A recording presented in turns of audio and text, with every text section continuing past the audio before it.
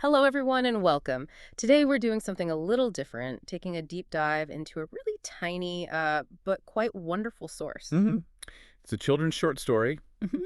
Seems simple, maybe, but actually, it's packed with some pretty big ideas. It really is. We're floating way up high above a place called Winter Hollow to look closely at the snowflake that didn't match. And our mission today, well, it's to explore this sweet story about being different. We want to unpack the lovely lessons it holds about, accepting yourself and seeing how unique things are often the most special. Exactly. The story starts by showing us what most snowflakes are like. They're described as elegant stars. Shimmering diamonds, perfect winter lace, very fancy, very symmetrical. Right. They all kind of match this perfect idea, but the snowflake we're focusing on, well, he's not like that. Not at all. Which is where the whole story kicks off, really. This idea of a standard and then someone who just doesn't fit it. Okay, let's unpack this. Little snowflake. So our main character is this little snowflake called Freckles, and he's just built differently. hmm The story tells us he has these tiny, kind of lopsided swirls. Yeah, and curly edges. Not straight and perfect. Yeah. And the big thing, he has this one funny dot right in the middle. A dot. So, compared to the perfect winter lace, he's definitely unique. Some might even say flawed, at least in that first environment. And that environment is called Cloud 9 3/4, which is a fun name. It is. Yeah. But up there on that cloud, his differences cause a bit of trouble for him, Right. while the other snowflakes are doing these graceful twirls. Freckles is kind of clumsy. He spins around in circles, not quite getting the hang of it. And there's this funny little bit where he's trying so hard, but accidentally bonks right into a goose flying past. Oh, dear. So he's not quite fitting in with the smooth, elegant crowd up there. Not at all. Oh. And the other snowflakes, the fancy ones, they notice. They whisper about him. What do they say? Well, things like snowflakes are supposed to be perfect and symmetrical, the standard they all aspire to. And Freckles is. He's so different. Yep. And they don't mean it in a nice way, at least not then. It's more like he doesn't belong. Oh, and that must feel awful. So what does Freckles do? Does he try to change? He does. He really tries. The story says he drooped, trying to make himself look like the others. Like trying to push his curly edges straight? Exactly. And hide that silly dot. He's trying so hard to just blend in, to match. Oh, that's tough. Trying to hide who you really are, does it work? Well, that's the thing. He tries, but poof. The story says he bounced right back into his wiggly shape again. Poof. So he can't change his shape. Nope. It seems like his unique shape, his swirls, and his dot, that's just fundamentally him. He can't force himself to be something he's not, no matter how much the others whisper. So he's stuck, feeling different, and probably a bit sad up there on the cloud. Pretty much. He can't hide, but he feels judged for being visible. But then something changes. Ah, okay. What happens? The wind starts to blow, and it calls out something really important. What does it say? It calls, "Snowflakes, it's time. Down to earth." Oh, so they're leaving the cloud. Yes. This is a big turning point. They all start to float down, down, down, down. Down to a place called Maple Hollow. And it sounds like a lovely place. It does. They float softly down, landing gently on things like warm scarves and hats and kids' mittens. And there are children there. The story says they were squealing with joy. They're happy to see the snow. So the whole feeling changes. Mm. Up on the cloud, it was about being perfect and symmetrical.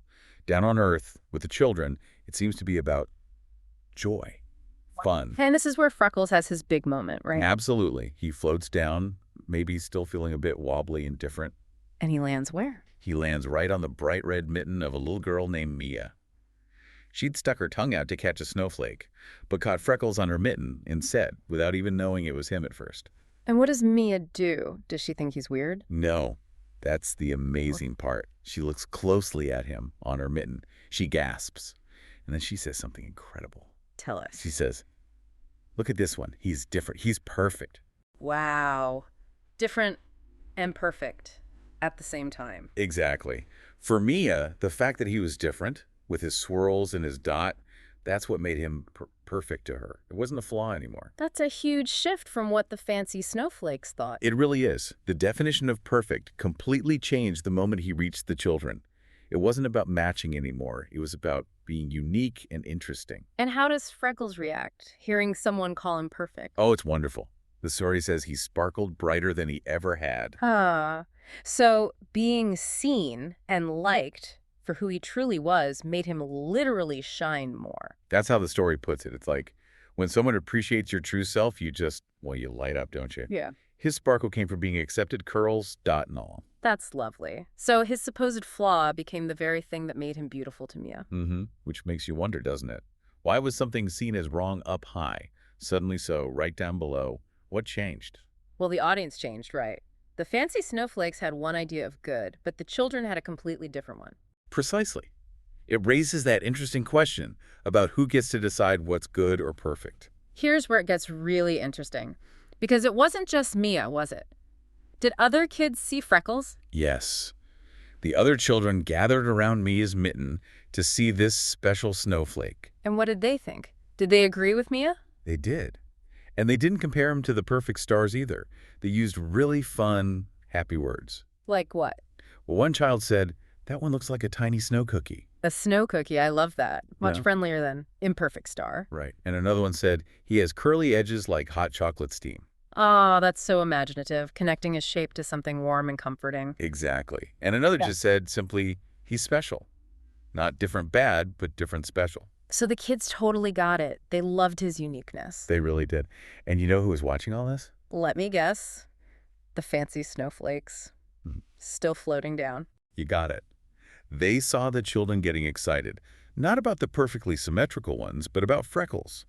And maybe other unique ones too, the swirly ones, the curvy ones. The ones that look like dancing doodles, as the story says. Mm-hmm. The fancy snowflakes were surprised. They realized that down here on Earth, with the children, being different was actually popular. It was celebrated. So they learned something too, maybe. That their rules on Cloud 9 3/4 weren't the only rules. I think so. It suggests that maybe their focus on perfect symmetry was a bit narrow. They missed the joy that comes from variety, from the unexpected shapes. And what about Freckles? How did he feel at the end? Oh, he was so happy. The story says he giggled. He finally understood Understood what?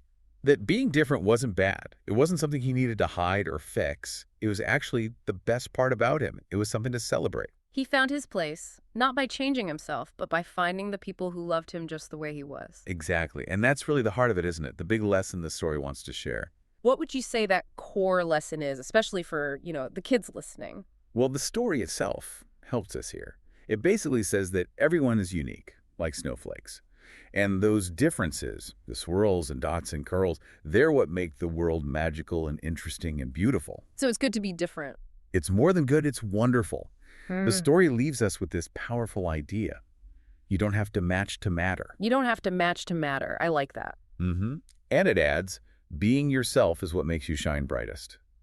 Just like Freckles sparkled more when Mia called him perfect because he was different. So Freckles started out feeling like a mistake, like he didn't fit the mold up on the cloud. Right, he was trying to squash his curls, hide his dot, be like everyone else. But by the end, he was the star of the show.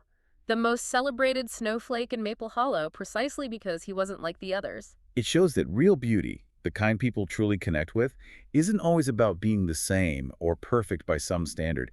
It's in all the unique shapes and sparkles. Every single one. So what does this all mean? Well, I think it really highlights something important. We have these ideas sometimes, maybe from school or from what we see others doing, about the right way to be. Like the fancy snowflakes thinking symmetry was everything. Yeah, those internal standards we measure ourselves against. Exactly. And trying to meet those can make us feel, well, kind of anxious. Or like we need to hide parts of ourselves, just like Freckles tried to hide his dot. But then Freckles landed in a place where being unique, being novel, was actually celebrated.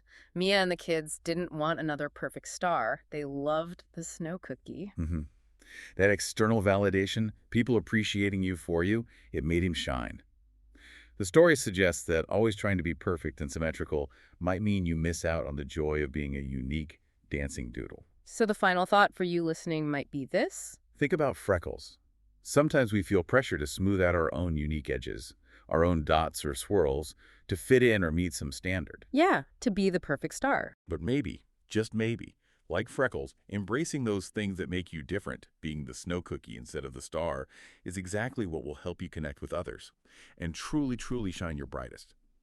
Where in your life could being uniquely you make the biggest sparkle?